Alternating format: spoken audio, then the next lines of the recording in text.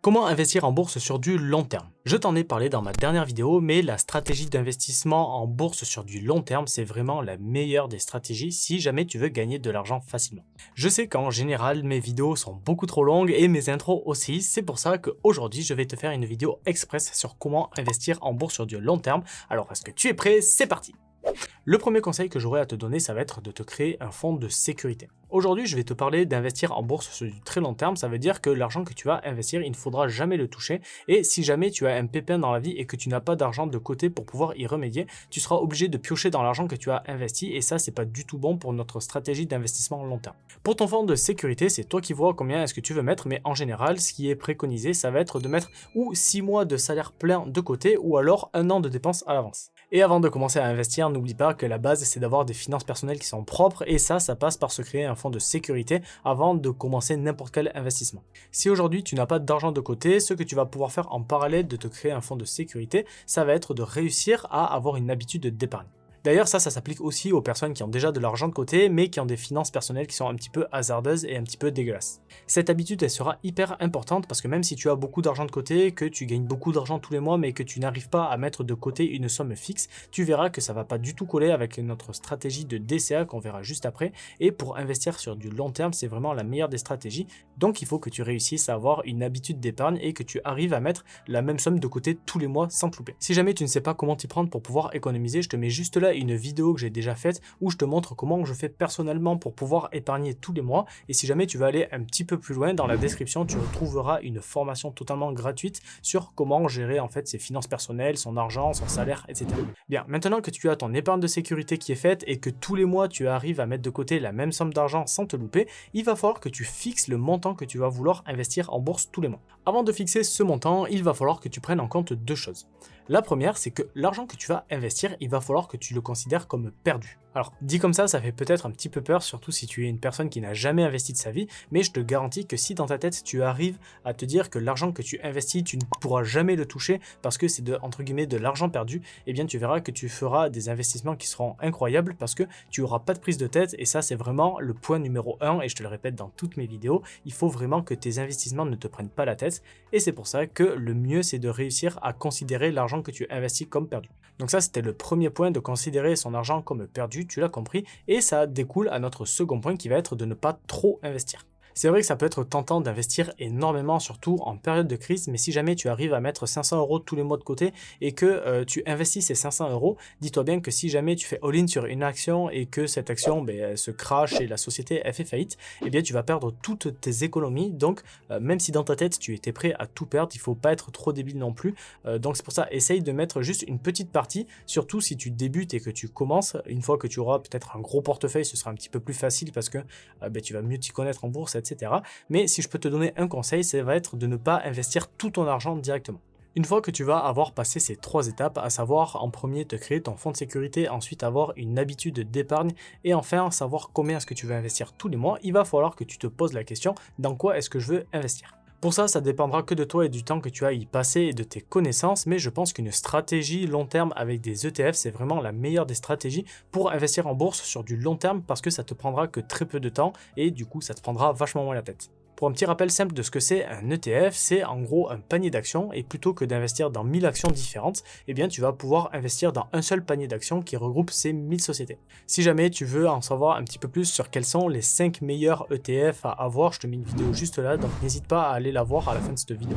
Donc aujourd'hui je te propose d'investir sur des ETF, mais si tu as envie de faire ton propre choix d'actions, ça te regarde, ce sera vraiment à toi de définir sur quoi tu veux investir et comment tu gères ton portefeuille. Bien, maintenant que tu as choisi sur quel actif tu vas investir ton argent, il va falloir que tu te poses la question de quel compte est-ce que tu vas utiliser. Et pour ça, tu auras 3 choix. Le premier, ça va être d'investir sur des assurances vie, mais ça, je peux pas trop t'en parler parce que, à titre personnel, je n'ai jamais investi dans une assurance vie, donc je sais pas trop comment ça marche, mais je sais que c'est l'une des solutions que tu vas pouvoir utiliser.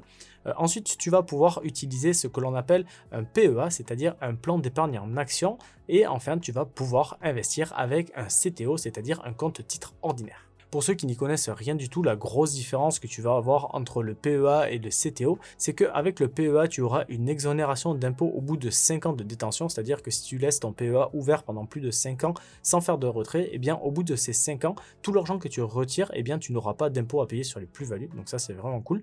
Par contre, tu vas être cantonné à investir notamment en Europe et tu pourras pas trop investir aux États-Unis. Il y a des petits moyens d'arriver, mais bon, c'est pas le sujet de cette vidéo. Et avec le CTO, par contre, tu vas pouvoir acheter des actions, tu vas pouvoir acheter beaucoup plus d'ETF parce que c'est un marché qui est vachement plus grand. Tu vas pouvoir investir que ce soit aux États-Unis, au Japon, en Chine ou où tu veux. Par contre, tu n'auras pas d'exonération fiscale. Si jamais tu veux un petit peu plus d'informations sur ces deux comptes sur lesquels tu peux investir, je te mets une vidéo juste là où je compare les deux comptes et où tu auras beaucoup plus de détails. Maintenant que l'on a vu tout ça, on arrive quasiment à la fin de cette vidéo où on va voir quelle va être la stratégie que l'on va utiliser.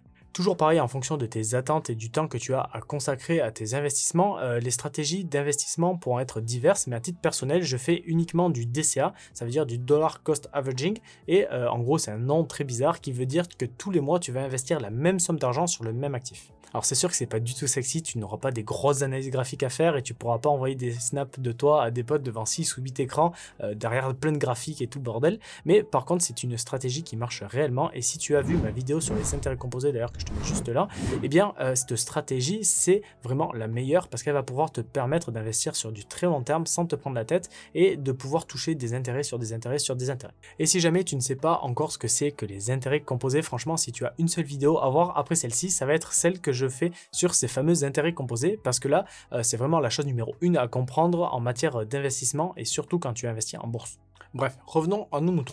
Comme je te le disais, la stratégie qu'on va utiliser, c'est celle du DCA. Ça veut dire que tous les mois, tu vas investir la même somme d'argent sur le même actif et ça va pouvoir te permettre de lisser ton investissement. En gros, l'avantage que tu auras avec cette stratégie, en fonction des plateformes que tu utilises, ça va être de pouvoir faire ce que l'on appelle un investissement programmé, c'est-à-dire que tu vas marquer une seule fois dans le logiciel ce que tu veux investir et combien tu veux investir et c'est le logiciel qui va se charger de tout faire pour toi tout seul. Bien, on arrive quasiment à la fin de cette vidéo et la dernière chose qui nous reste à voir, ça va être de savoir sur quelle plateforme il va falloir commencer à investir. Si tu regardes quelques vidéos sur l'investissement en bourse, que tu as fait quelques recherches ou comme ça, on va beaucoup te parler de diversification. Il va falloir que tu aies pas tout ton argent sur le même ETF, sur la même action ou comme ça. Tu pourras même te diversifier au niveau des secteurs géographiques et même des secteurs d'investissement. Mais ce qu'on te dit pas, c'est que tu vas pouvoir aussi te diversifier au niveau de tes plateformes. Et le but d'une telle diversification, ça va être que si jamais tu as une plateforme qui ferme du jour au lendemain, eh bien ça t'évitera de perdre 100% de ton capital. Et là, je fais un petit clin d'œil à toutes les personnes qui ont perdu de l'argent à cause de la société FTX qui était une plateforme de crypto-monnaie. Et si jamais tu veux un petit peu plus d'informations et de mon expérience personnelle de combien j'ai perdu, etc., je te mets juste là une vidéo où je t'explique vraiment tout. Bref, revenons à nos plateformes boursières. Pour la bourse, personnellement, j'utilise deux plateformes différentes, à savoir Trade Republic et Boursorama. Il y a deux raisons au fait que j'utilise ces deux plateformes. La première raison, c'est comme je te l'ai dit, ça me permet de pouvoir me diversifier et de ne pas avoir tout mon argent sur une seule et même plateforme. Et en plus de ça, elles ont chacune leurs avantages et leurs inconvénients. Pour Trade Republic, l'avantage que tu vas avoir, c'est que tu auras la possibilité de faire un plan d'investissement programmé et tu vas pouvoir acheter des fractions d'actions. Donc ça, c'est vraiment super cool. Ça veut dire que en gros, si tu n'as pas un très gros capital et que tu veux pas te prendre la tête, tu vas utiliser cette plateforme et tous les mois, tu vas dire je veux que tu m'achètes 10 € de cette action, 20 € de cette action, 30 € de cette action et les ordres se passeront automatiquement. Le seul problème, c'est que tu vas être obligé d'investir via un compte titre, donc comme tu l'as compris, tu n'auras pas d'avantage fiscal. Et c'est pour ça que j'utilise la plateforme Boursorama, c'est parce que tu auras la possibilité d'investir via un PEA, c'est-à-dire que, comme je te l'ai dit, au bout de 5 ans de détention, tu n'auras pas du tout d'imposition sur les plus-values que tu vas pouvoir faire. Par contre, le désavantage que tu vas avoir avec Boursorama, c'est que tu n'auras pas la possibilité d'acheter des fractions d'actions et je crois que le montant minimum à investir, c'est 100 €. Donc tu vois qu'en fonction de ce que tu veux acheter, tu peux être vite bloqué si tu as un petit capital et que tu veux par exemple investir juste 100, 200 ou 300 € tous les mois. Voilà, c'est un peu particulier. Et aussi étonnant que cela puisse paraître, je n'ai pas encore fait de vidéo sur les différentes plateformes que tu vas pouvoir utiliser. Donc si jamais ça t'intéresse et que tu es un petit peu curieux, n'hésite pas à me le mettre en commentaire et je te ferai cette vidéo très vite. Et si jamais tu veux évoluer un petit peu plus et que tu veux aller un petit peu plus loin dans l'investissement boursier, tu trouveras en description 1 heure de formation totalement gratuite sur l'investissement boursier que je mets à ta disposition. Donc n'hésite pas à la voir et tu verras que tu apprendras énormément de choses. En attendant, merci d'avoir regardé cette vidéo en entier. Comme d'habitude, porte-toi bien et à la semaine prochaine pour une nouvelle vidéo. Allez, ciao ciao!